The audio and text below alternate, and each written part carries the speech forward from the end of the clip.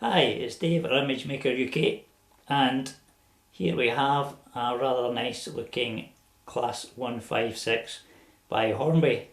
This is my one and only local purchase from Scotrail Scotland 2012 show that I was at. And yes, those of you who have seen the videos or have been here for long enough will realise that I had a Class 156 in Scotrail livery before this one. I did, however, sell that one not long after making the video. I can't really remember why. I think the only reason was it didn't have working headlights. And ever since I've done it, I've really actually been wanting one back again because I really liked it.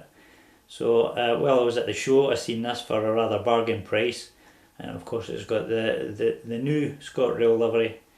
And like I say, I really do like these Hornby Class 156s. It is a shame they've not got lights, but it's certainly something that I can do without.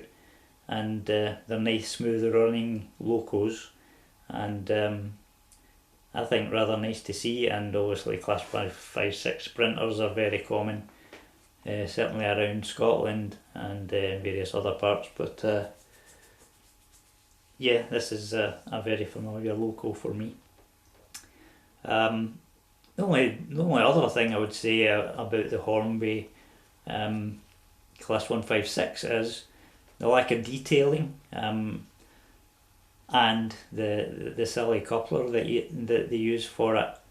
I'm trying to replace it with something else, but without successes yet. If you get any ideas, let me know. But I think I've got an idea for the coupler. And with detailing, obviously, this being in this livery would have a nice yellow snowplough either end, but those are not supplied either. I do know a company did do them. I've tried checking, I've emailed them, but they've no idea when stock will be back in. I also tried contacting Bachmann as well, because it's pretty much similar to the Bachmann's Class 150. So I was going to adapt the 150 plough onto the front, but Bachmann can't get spares of their snowplough either. So if you know anyone that's got a 150 set of snowploughs, or indeed a proper Lima Hornby class plough for this, let me know, because I'm wanting a set. If they're black, I don't care. I can easily paint them yellow. But anyway, that's sort of my review on this Class 156. I've never reviewed one before.